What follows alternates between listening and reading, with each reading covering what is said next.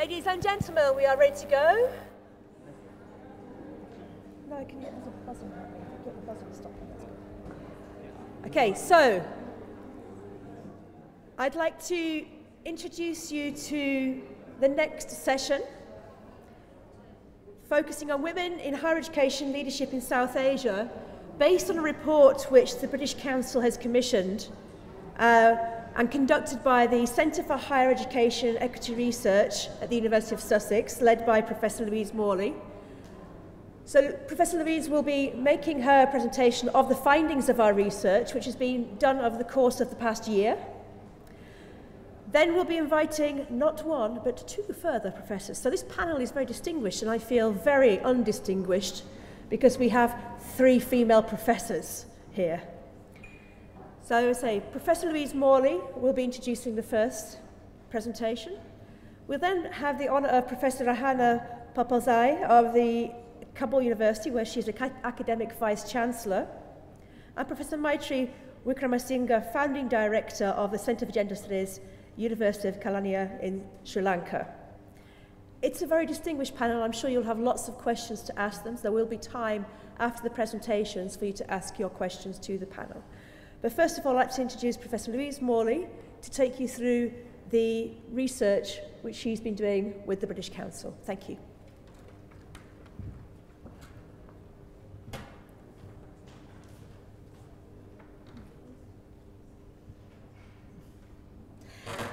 Good morning, everybody. I'm absolutely delighted to be here. Thank you to the British Council for inviting me and my colleague Barbara Croswell from University of Sussex. And thank you for commissioning this piece of research, which I'm about to report on. Now, I'm going to start off by suggesting a few provocations about identifying women leaders. And I'd like to ask some questions which we perhaps can all reflect on. But what is it that people don't see in women in relation to leadership? Why is it that women are not intelligible as leaders, not seen as potential leaders? Is it that something we're doing wrong? Are we all hopeless? Are we all useless? Is the problem with women? But let's ask another question. Why is it that they don't see it? What is getting in the way? What's obstructing the gaze? Why are women not being seen as potential leaders? And what do current practices reveal and obscure? Now, a key finding from our research was that this is a two-way gaze. Yes, it is absolutely definite. We have the evidence in this research and in many other studies that women are being discriminated against and excluded from senior leadership roles. And women are frequently seen as deficit men, as second-class citizens, as not leadership material, high-risk appointments. But what Barbara and I found from this research was that there are issues about how women are viewing leadership, and they're often seeing it as necessitating the living of an unlivable life. So what is our evidence base? Well, we had three sources of data. We carried out literature and policy reviews for 6 countries in the region, which I'll talk about later. We conducted a statistical review, which was extremely difficult given the absence of statistical data. And we conducted 30 interviews with 19 women and 11 men from these 6 countries. We asked a whole range of questions, but for the purposes of brevity, I'm just going to focus on one area, and that is what makes leadership attractive or unattractive to women, and what enables and supports women, and personal experiences of being enabled or impeded. Okay, well, let's go back to this big question about statistics.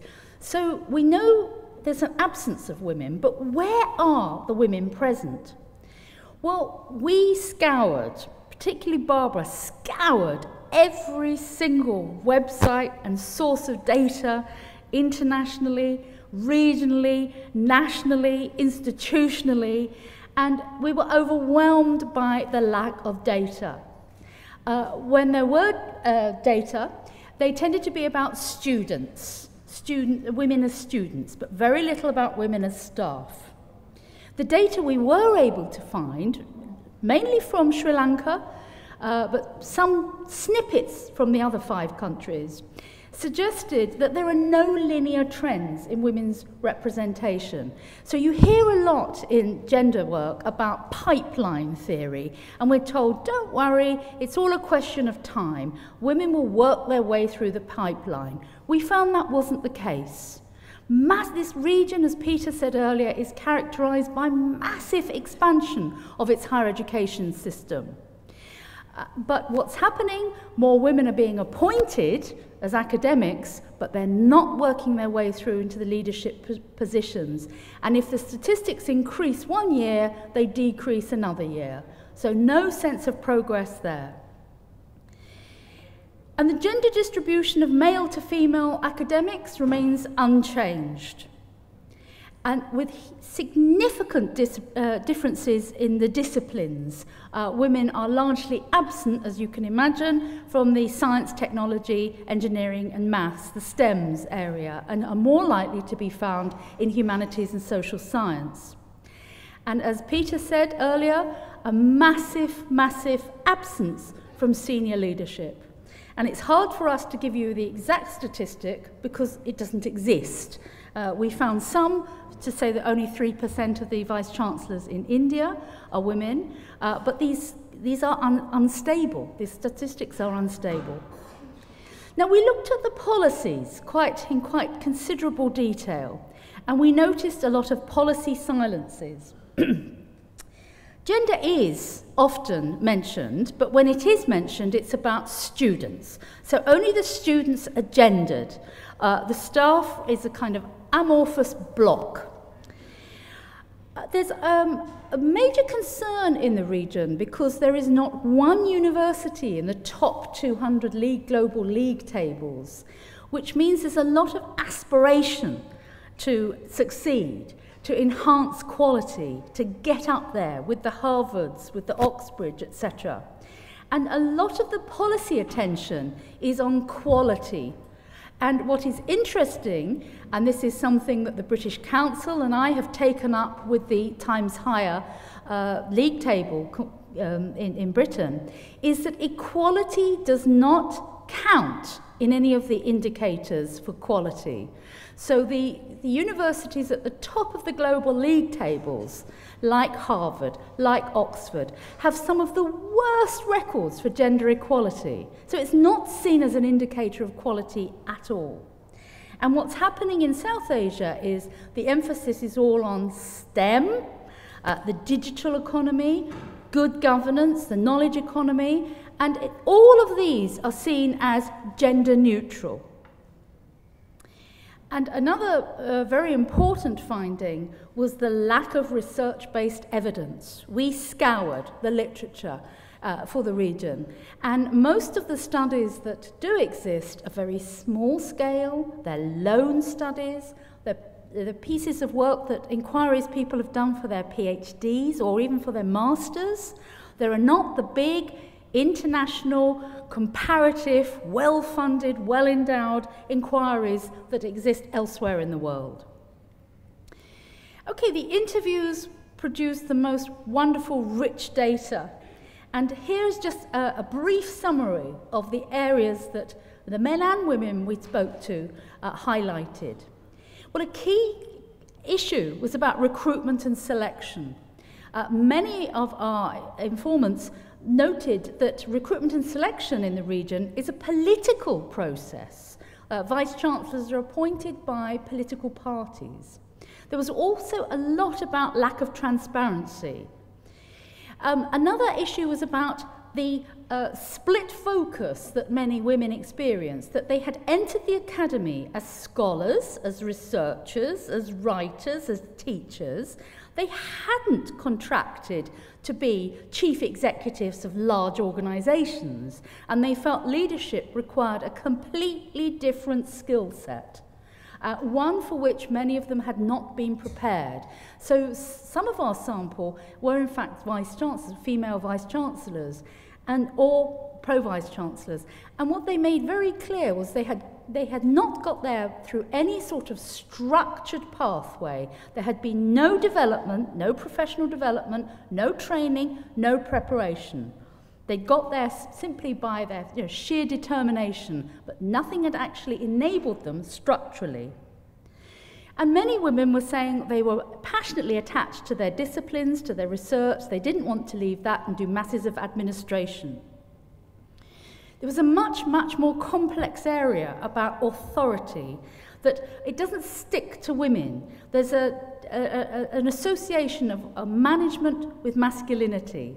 It was assumed that women were deficit men, they were second-class managers, second-class leaders, and weren't naturally invested with authority. So a lot of data about women not being trusted as leaders, or when they did get into leadership positions, being constantly undermined by colleagues who didn't recognise their right to be there. So there was a very powerful message about who is entitled to lead. And then another one about the gendered divisions of labour. And that is in the public and the private sphere. So a lot of women talked about being heavily responsibilised with the domestic areas, which obstructed their ability to participate in public life.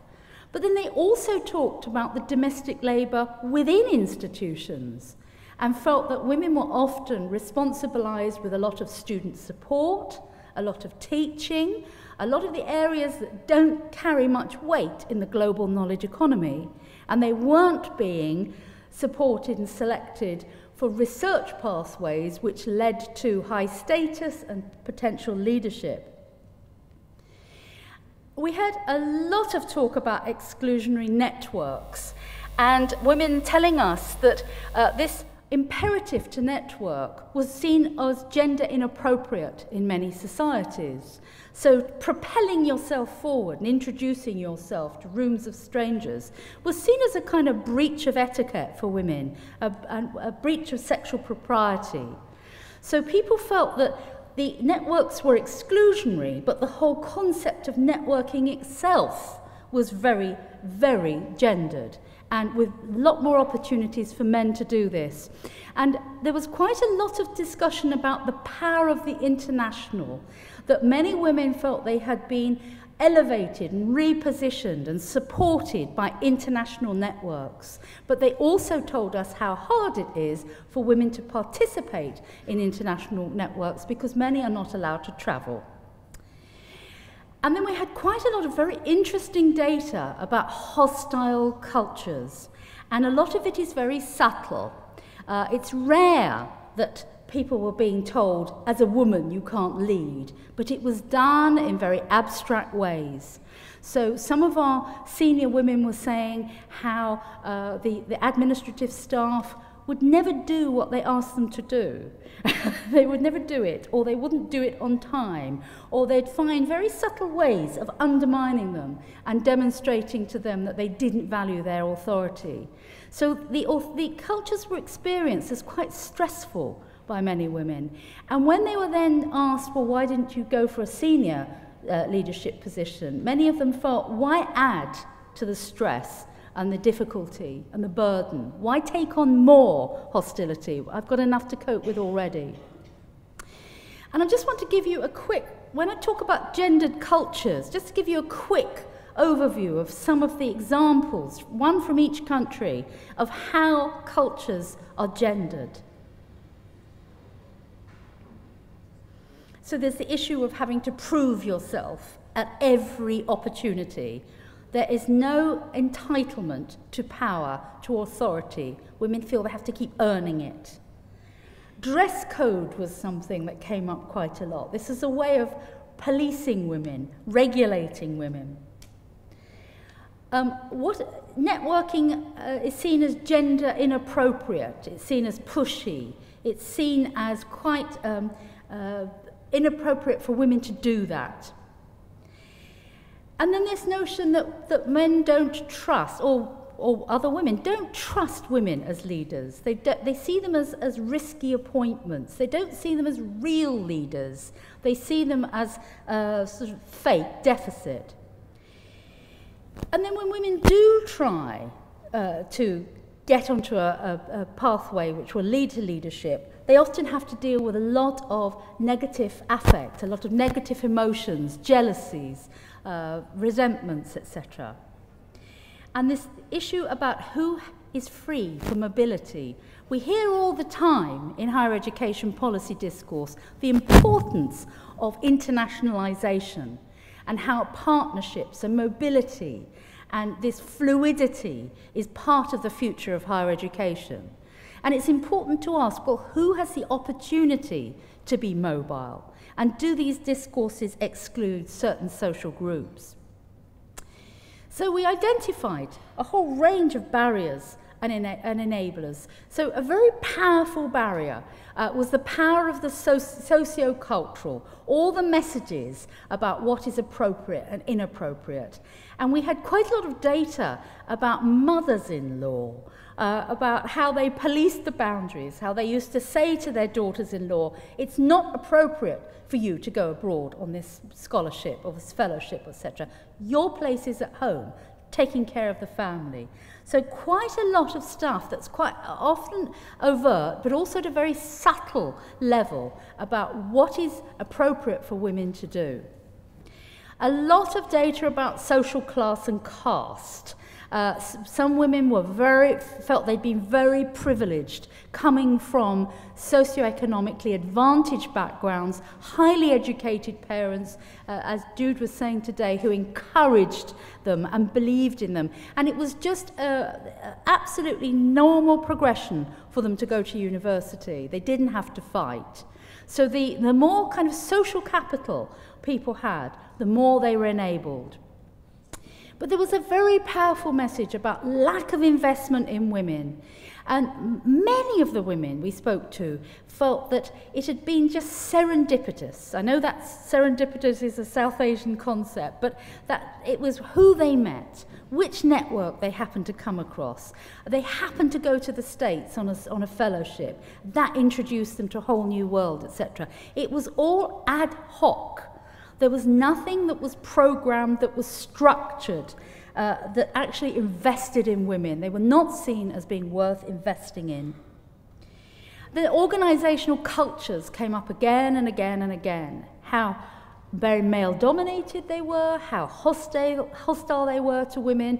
And the examples ranged from the most basic, like meetings held in the evenings when women couldn't attend, really important meetings, to the much more subtle micro-political domain where power was getting relayed in everyday transactions and often at a very, very deep, unspoken level where women were made to feel unwelcome.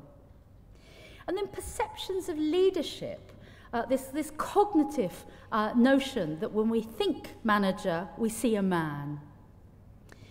Huge amount about recruitment and selection. As I said, a lot of complaints about it being a political process and being very unstable, but also the lack of transparency. And a big message was who gets invited to apply. Often women felt they wouldn't put themselves forward because no one had suggested it to them. So who gets invited? Who gets supported? Who gets seen? Who is, as I said before, who is audible as a leader? Family played a very complex role. It was often seen as a barrier, even by women who had a lot of help, a lot of people in their network to support them. They still felt that they had to organize it all.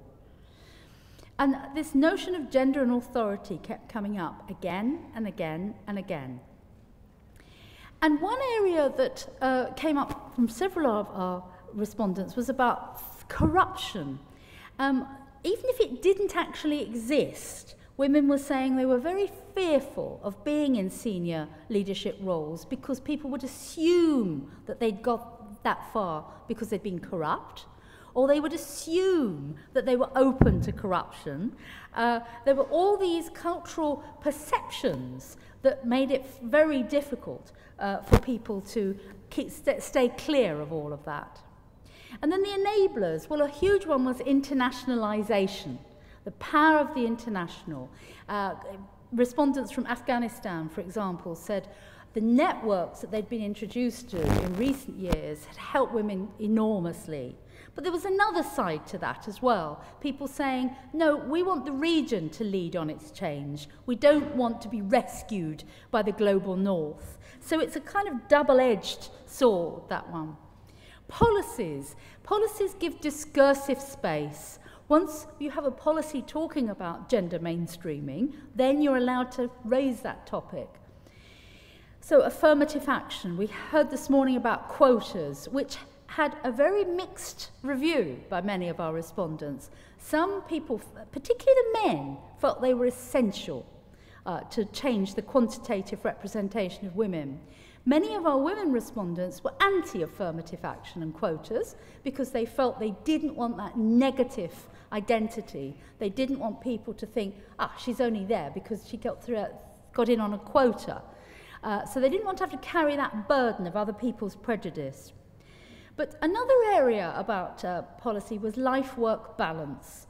And quite a few of our respondents said that there needed to be that discourse opened up in academia. It's just assumed, and there's a beautiful phrase that came from Irish researcher Kathleen Lynch, that academic women and leaders have to have an elastic self, one that can just keep expanding and expanding to contain this never-ending pressure in academic life. So there was a very, very powerful message that this needs to be evaluated because it's not in anybody's interest to burn people out. It is not a sustainable modus operandi.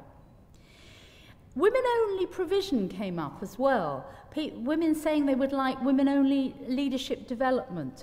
The women-only universities came out extremely well in the research. It's a bit like Jude was saying today, that they build on the research that's been done on single-sex schools, where women flourish in single-sex environments and boys, men, flourish in co-educational environments, which tells you quite a lot, doesn't it, about what happens to women. Mentoring, which is highly problematic. A lot of women complain they don't get it. Nobody bothers with them. Nobody gives them the right advice at key opportunities in their careers. But it also suggests that there's a kind of altruism, and that if you find the right person, they will share all their knowledge with you and you'll be on the right path. And I think mentoring is a lot more complex than that. In the knowledge society, everything is financialized. And to keep expecting people to do things for nothing is countercultural to many of the developments in the commodification of higher education. And as one of the speakers said this morning, people will not always give away their knowledge because then you're threatening their position. Professional development, lack of it, was a very big message. The little bits that did exist, like the Association of Commonwealth Universities Women in Development Programme, was highly rated. But of course, these are very small. And as Peter said this morning, the needs of the region are huge and they're growing all the time. And we need to think about that, that you can't just rely on little fragmented bits of provision. And then just as family can be a barrier, it can also be an enabler, particularly if you're from a socio-economically advantaged family who can navigate, who use their social capital to steer people through the system. So it could be enormously helpful if you have had parents who've been through higher education themselves. And that corresponds with so much of the sociology of education research work, that it's the capital, the social capital of the family that really is a major constituent in success. And in evidence, As I said before, there's very little evidence about what's happening in the region. So I think we do need to get more evidence, but we also need to use the evidence that is there and to try and use the research evidence to influence policy and to have a dialogue with the ministries about how they're going to work with the evidence that does exist. And I think a major point here is we must sort out the statistics. We've got to have a much better database. What we found was some countries in the region collect the data, but it's not accessible. Some collect some data, but not others. They have it for some years and not others. They have it for some categories and not others. It's not coordinated, and it's not readily available for people working in the field. So, maybe look at areas like the European Union and look at the kind of data that they are collected there and think, do we need a similar situation for South Asia? Do we need a database similar to SHE figures in the European Union, which will have data for all the different countries in the region? So moving on, women are being rejected, but they're also refusing and self-excluding and looking at leadership and thinking, no thank you. My life is difficult enough, I work hard enough, why on earth would I want to take on more misery, burden, responsibility? So there's something about how leadership is being perceived by many women. It's being seen as very burdensome, very negative, and very unattractive. There's something about the narratives of leadership.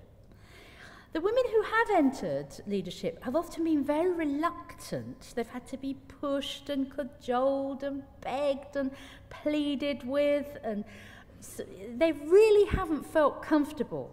We didn't get any sense of women tanking ahead, thinking, leadership, yes, that's where I want to be, and having it as a direction. They often went into it very reluctantly. So, I think what I'd like to say is that both Barbara and I feel a key message is not about quantitative change alone. What we're not saying is, let's count more women in to existing systems and structures and make them ill, and make them miserable, and make them stressed. No, that's not what we're saying at all. And that's, I think, one of the biggest dangers in a lot of equality and diversity work, that people take a kind of liberal feminist view and it's about changing the numbers. What we're saying is the systems. We need to look at the systems and the structures and start a revisioning, as we called it, of leadership. We have to think differently about leadership so that it's much more generative and gender-free and generous. So thank you all very much.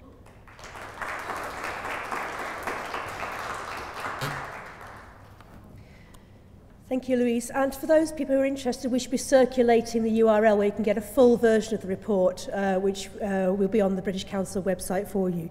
And I'm sure Professor Louise will be very interested in getting your feedback and your comments as well from that.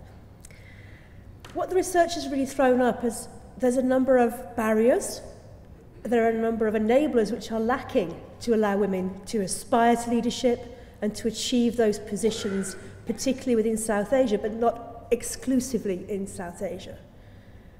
It's something which we're facing globally. So for women to achieve a position of academic leadership in difficult and challenging environments, you can only take your hat off to their experiences and understand what they must have driven themselves to achieve, which makes it very pleasurable for me to invite Professor Raihana Palmazai, who's achieved the position of Academic Vice-Chancellor at Kabul University in what we'll all acknowledge is quite a difficult, challenging environment in Afghanistan. So please, Professor, if you'd like to come and share your experiences with us.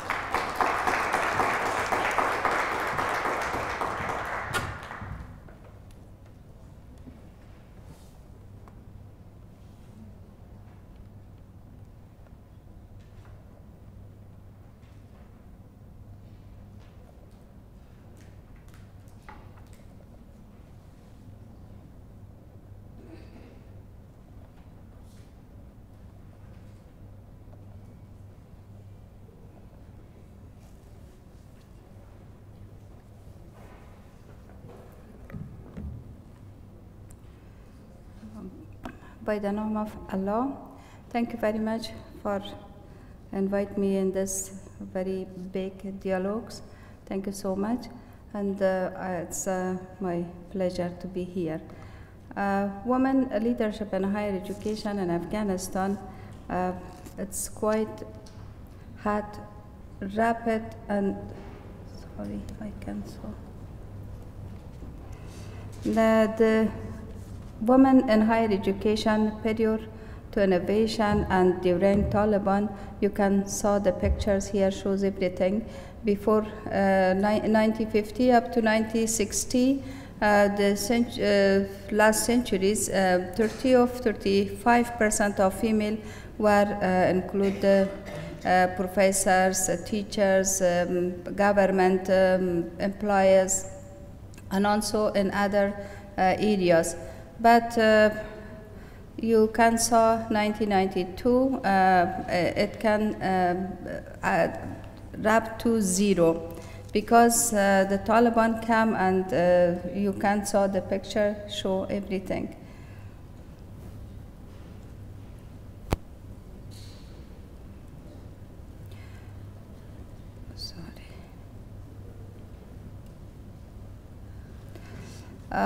More opportunities, I think, okay. More opportunities for female to pursue advanced degree. Since the fall of Taliban, more women are given opportunities to pursue higher education inside and outside the country. Most of those women have come back and made a contribution at the universities. Also, 17.64% of faculty members are pursuing masters and PhDs outside in Afghanistan. And also, we have just in Kabul University, 14 master degree and 2 PhD for our colleagues, our female and male students. One of the women is pursuing her PhD in gender studies, and we believe she will be the professor at Kabul University for the master degree in gender. Will be a start for the next year. And also, I am one of the vice chancellor at Kabul University that has 22 different faculties. It is, after 83 years, just the first woman can got this position from higher education.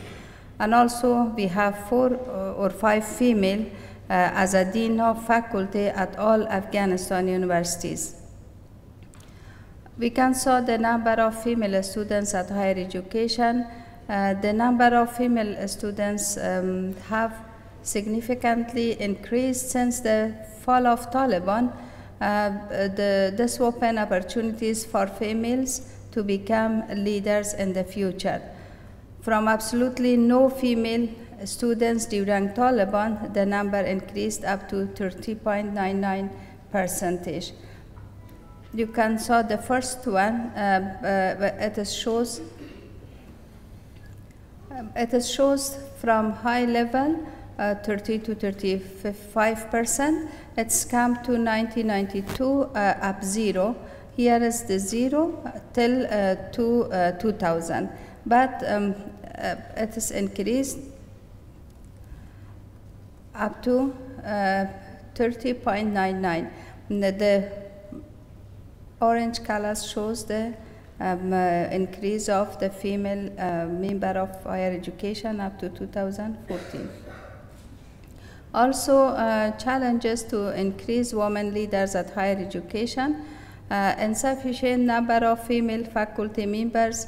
Only 9 faculty members have a PhD and 294 have master degree. But it is shows how we have problem with this higher education leadership because this suggests that rapid growth of women's educational level and being better. The red one is shows here it's just 9%. Also, the challenges, donors' focus has been on education for all, universal primary education rather than higher education. In the last few years, because of the security issue, the donors' attention shift from education and initiatives to stabilization and encounter insurgency. Insufficient number of girls graduating from secondary school and they cannot continue their higher education because of the early marriages, culture and economic issues, lack of access to dormitories, etc. Other challenges, limited opportunities for female faculty members to obtain advanced degree, limited access to female faculty to leadership position, lack of belief women's work, not accepting women as their leader, lack of counseling centers, sexual and other harassment of the females, mental health issue, and lack of access to professional assistance at the university.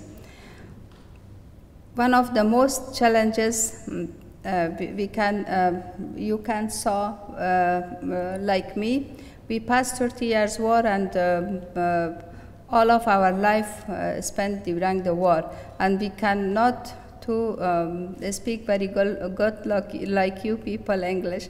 I'm sorry for that. Women leadership and future of Afghanistan. There are great potential for women's leadership at higher education in future of Afghanistan. However, those potential and opportunities are very fragile. There is a need for international community's commitment towards women leadership in Afghanistan. Unfortunately, most progress happened in Kabul and few other provinces. If security improves, women leadership will not improve only in Kabul but also in other parts of Afghanistan. Families are more open to support their females and women to become leaders. We need more resources and opportunities to encourage women to become active leaders at higher education. Thank you.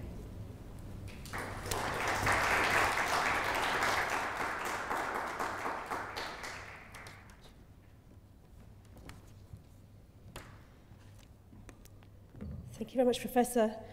I think some things really stand out from that presentation for me, which is coming from a 0 point in 2000, how much Afghanistan has actually progressed and actually how much has been achieved, despite the barriers, despite the challenges. But really, it's looking at a point where the pipeline was empty and the pipeline needs to be continued to be developed. And I think Louise was mentioning earlier the pipeline and this belief that the pipeline will eventually result in these women leaders rising to the top. But I think what you've illustrated there is Afghanistan needs a lot of support to allow, A, the pipeline to be replenished, and B, the pipeline to produce the support for the women to rise to the top. So thank you very much for that. I'd now like to invite Professor Maithri Wickramasinghe to come and speak to us. She is the founding director of the Centre for Gender Studies in Sri Lanka at the University of Kelaniya. Sri Lanka, as Louise mentioned, is one of the few areas in South Asia which does have some statistics on the success of women academic leadership.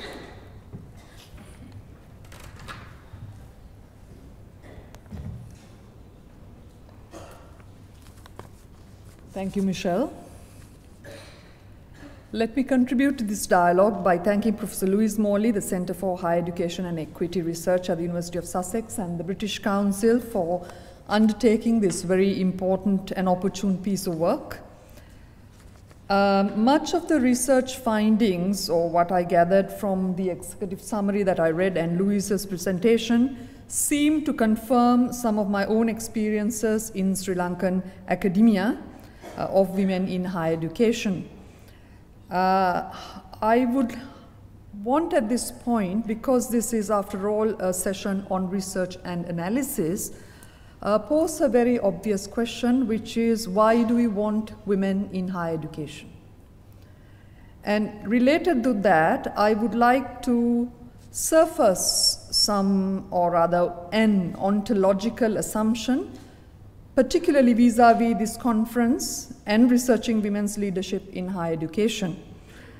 I believe that the researchers themselves, Louise and Barbara, have already critically engaged with this, and that is the assumption that quantity will lead to equality and make inroads in terms of quality.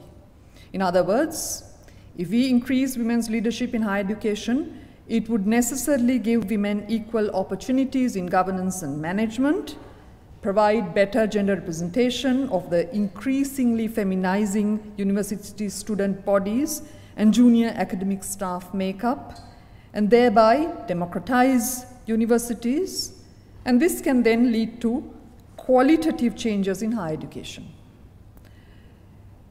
Along with the researchers, I would like to reiterate that women in leadership should be seen only as an indicator of gender equity and equality in universities. This is because the women leaders themselves may not necessarily institute organizational changes relating to gender equity and equality unless they are gender sensitive, and I think this was also referred to by some of the speakers earlier on in the morning. In fact, some of our own experiences with university leaders in Sri Lanka have conveyed that both women and men leaders can be receptive or passive, proactive or oppressive.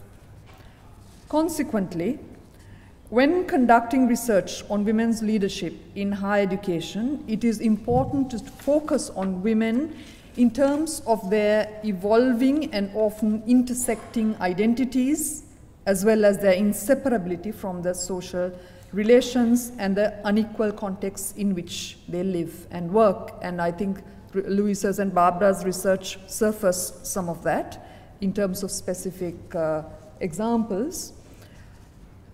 I am aware that conceptual frameworks and theoretical analysis in research, mainly action research and policy research, particularly related to organizational interventions thereafter, have included looking at women in terms of underrepresentation, in terms of glass ceilings, obviously, and Louise also talked about the deficit in leadership framework, the work-life balance, career stagnation, and conversely, overburdening, as well as barriers and enablers, to name a few instances. Sometimes these may not necessarily indicate, for instance, the power dynamics of national macro politics in South Asian countries. For instance, how politicization can affect women generally as victims, but not always.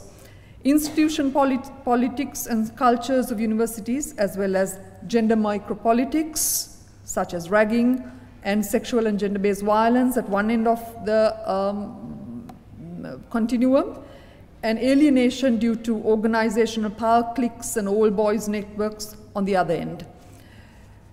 And it would well be that, if I were to give an example, that political appointments can well be considered to enable women leaders if we are simply concerned with numbers and not the ethics of such appointments, assuming that the people concerned are qualified. Yet these same factors that have enabled women in this context would obviously disable women leaders when such political patronage is no longer available. In Sri Lanka, while we do have gender segregated data compiled by the University Grants Commission, and I believe that this initiative came about after a Women in Leadership program conducted by the Association of Commonwealth Universities in the 1990s. But the fact is that quantitative data alone will not illustrate the inside stories regarding funding gaps, fluctuating numbers, lapses in programs, even completion of institutional leadership tenures, and the institutional backlashes and reversals in the status quo that take place across time. For instance, in my experience, I have come across instances where the decisions and programs established by a woman academic leader have been subverted, annulled, and reversed by the Vice-Chancellor once her tenure was over. Consequently, the changes that have been instituted to the organization and the changes in the status quo are to be seen as transient. And I think Louisa's research and Barbara's research also brought this up in terms of a lack of linear progression. It may thus be important to be able to use an epistemological frame in research that can capture and construct these temporalities of leadership, instead of treating such changes and such gains as permanent. And I think Jude Kelly in the morning also raised this point in her speech earlier on. While the regular collection of statistics could be useful for numerical representation and changes over time, qualitative research can communicate the intricacies and nuances, obviously relating to achievements and failures over time. Now, as a feminist scholar, I have always concentrated first and foremost on women and gender, and on men insofar as it relates to women in my academic career. Yet a recent research study on masculinities conducted by CARE International in Sri Lanka provided chilling insights into the phenomena of sexual and gender-based violence, not only in terms of the number of men who admitted to having perpetrated SGBV. Virtually 1 in 3 had committed some form of sexual, psychological or physical violence, but also in terms of their articulate notions of sexual entitlement as the primary motivation for the practice. I know I'm digressing a little bit, but just to carry on with my point, even though the study was not generalizable from a positivist frame, the follow-up action based on this report involved the formulation of strategies to prevent SGBV in universities. And this received a heartening degree of collegial support and endorsement from many academics. Similarly, it is possible that when it comes to policy research or even action research related to institutional reforms, as is the case of women in higher education leadership, a corresponding gender and masculinities approach may be strategically significant, not only in terms of avoiding essentialism, but also in terms of promoting change. Thank you.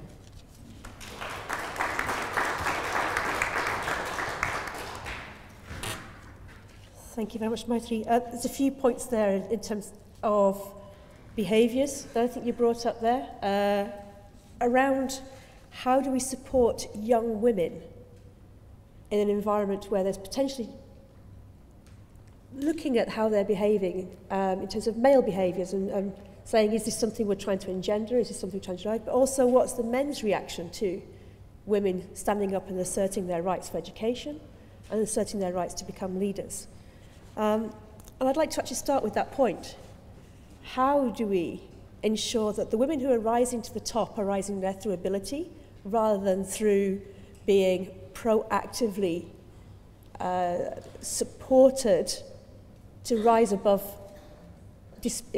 because of their sex rather than because of their ability? So looking at the talent pipeline, looking at their ability, how can we ensure that women are seen to be there through their skill, through their talent, through their knowledge, rather than being perceived as being there simply because of their gender? Louise, would you like to start off with that? There's a microphone at the front for you. I think we had this discussion this morning as well, didn't we, Michelle, about there's almost an imperative for women to excel and exceed and be absolutely marvellous and wonderful. And I once heard years ago that we'll have true equality when we have the same number of mediocre women as we have mediocre men in power. So I think there is an issue there of having hugely high expectations of women, and the fact that women have to constantly demonstrate their worth at every opportunity. And I think we need to get back to Maitri's opening question. Why do we think it's important to get more women in senior leadership positions in higher education? What's our rationale? What's driving this? What's informing our desire to change the quantitative representation of women? Is it because we think it'll change the quality of the services? Is it a social inclusion and a social justice issue? Is it, as Peter was saying, part of the business case, an economics issue? What's driving this? And what will be the performance indicators? How will we know we've succeeded? When will we have to stop having these discussions? When will we be able to say, great, we've achieved what we wanted to achieve? Will it be on a numerical count, or will it be if we actually change the culture of higher education? Professor Rahana, would you like to respond from the Afghanistan perspective there? What is driving that supportive growth towards women gaining access to education and coming into academia? You know, we had a lot of challenges in Afghanistan, especially because of culture, because of religion, because of many things, because of security and economical problems. The families invest on their boys, not their daughter, did not leave the daughters. I think through education, through prepare inside and outside the degrees, I mentioned it before, just we have 9 PhDs at female. It is too low, and we have to encourage them, promote them to come. But I believe our young generation have these opportunities, and also they are so active. We have to fight for that. Have to fight for change. Yeah, fight for opportunity and fight for change. Changes. Yes. Maitri.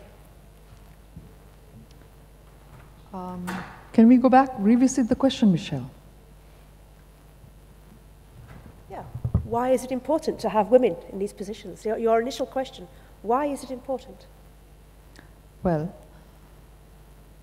really, as far as the feminist movement and as far as gender research has been always concerned with, on the one hand, representation, and on the other hand, participation. And those have been initial key words that we have kind of, the initial frames through which we have looked at women's discrimination or gender equity or equality.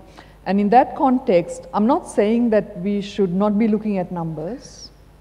Obviously, numbers can convey that there is adequate representation, particularly, as I said before, in a feminizing educational context.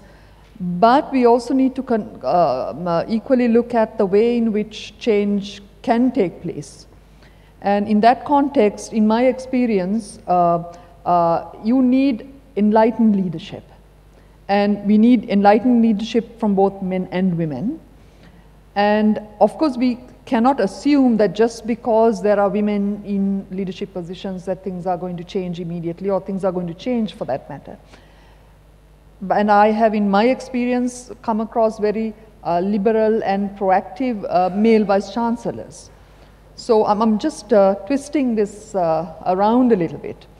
And so that, in a sense, we need, without compromising our initial objectives of research and action and and our promotion of institutional change, we need to look at it in much more depth than trying to essentialize and say, look, if there are more women, this is going to be achieved, we're going to achieve gender equality, and so on and so forth. Thank you. I'm sure we have some questions from the floor here. So we have a question from the front. There's a microphone just coming to you. Thank you. I am Preeti Joshi from the University of Delhi, and I teach young women. And what I really want to sort of understand and put across is how do we sort of rethink leadership as you talk about it. But So could you just speak up a little? not the leadership as a position, but say taking lead in thinking, or sort of redefining knowledge. Whose knowledge is knowledge? Say in my class, I have girls who come from different backgrounds. Okay, some are, say, daughters of, two of them are daughters of tea sellers, or one person belongs to a family who they're, you know, the first generation college goers. So when we talk about complex issues like that, and they have questions about it, so in that sense, they see me as a leader. So is a teacher a leader? You know, so what is an empowering pedagogy? These are some of the questions we have in our classes. So, I mean, how do we support young girls? Thank you. Is it supporting leading as much as leadership?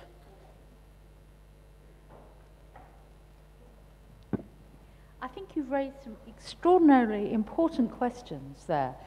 You mentioned about knowledge, and that's almost a hidden discourse in this debate, isn't it? That higher education is about knowledge. It's about knowledge production, knowledge dissemination, knowledge creation, etc.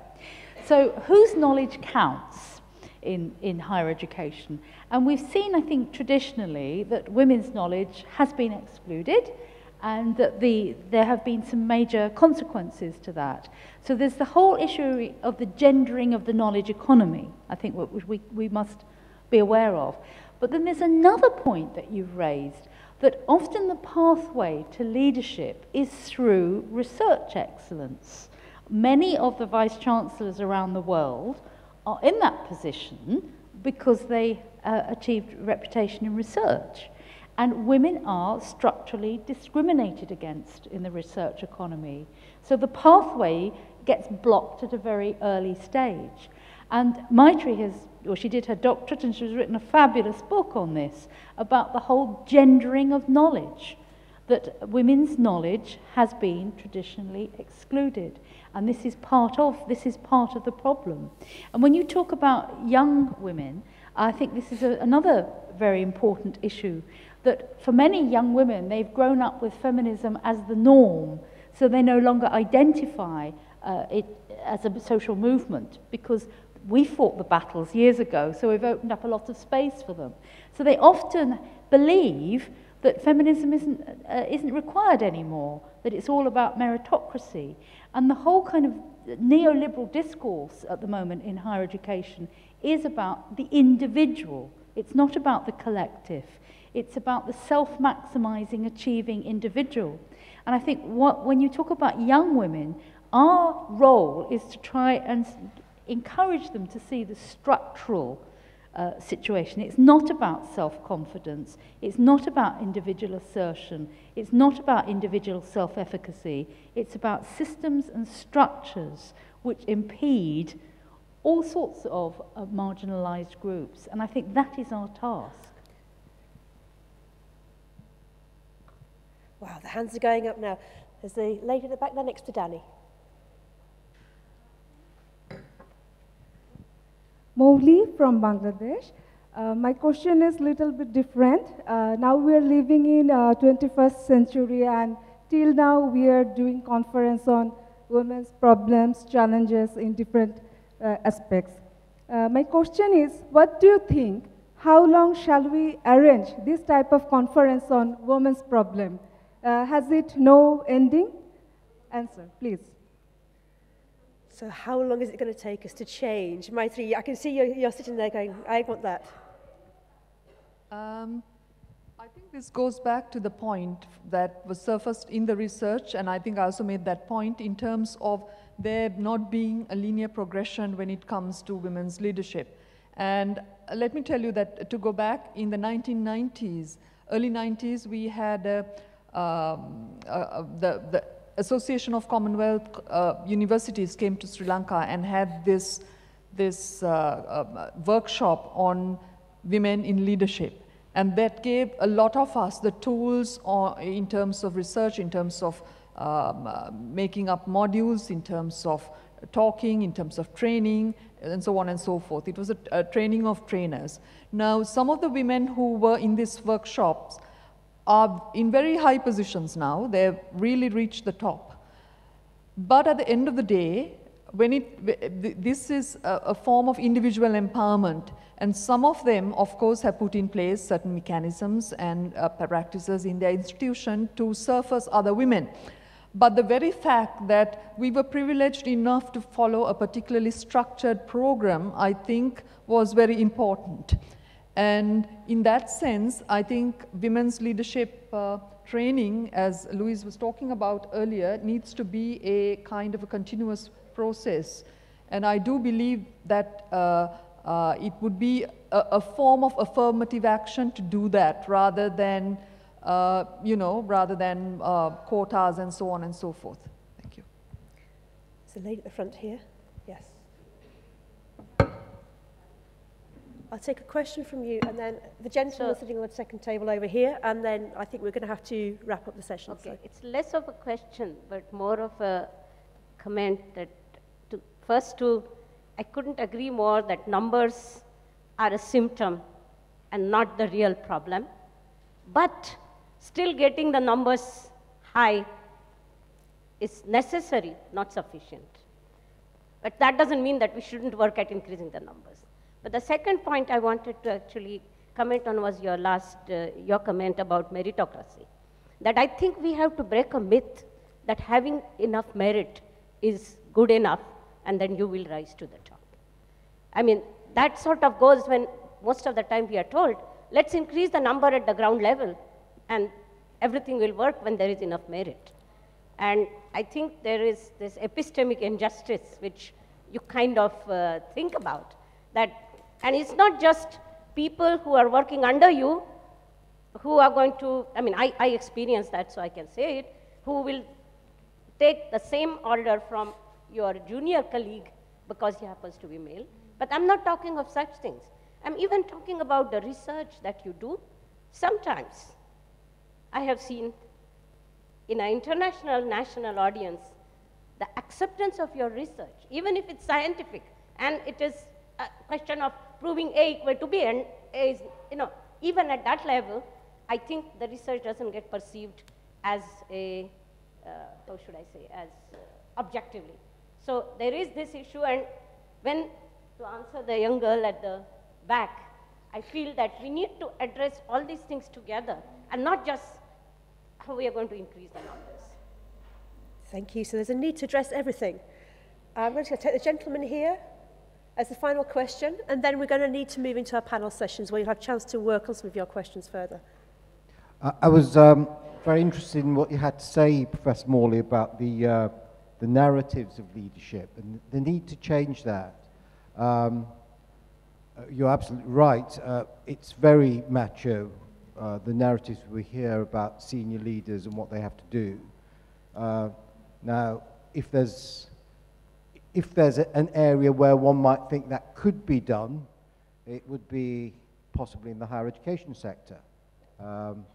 So what practically can be done to change that narrative? And hopefully about what actually can we do will actually start to come out in terms of the forum and the ideas which you are going to generate for us to take on board there. But panelists, do you have any comments to make on that? Both question statements were really wonderfully rich. I think this business about meritocracy is so important. We had all the discussion about do women have to be as good as men, but how is merit assessed? That's a key question. And what is the apparatus that is used to assess merit? And is that a patriarchal set of apparatus? So women are always evaluated in relation to men and always found wanting. So the merit discourse is highly problematic because it assumes merit is gender neutral and that it's uncontaminated by patriarchy. So I think that's a very important point that you made. And then the narratives, I think this is something we do have to address.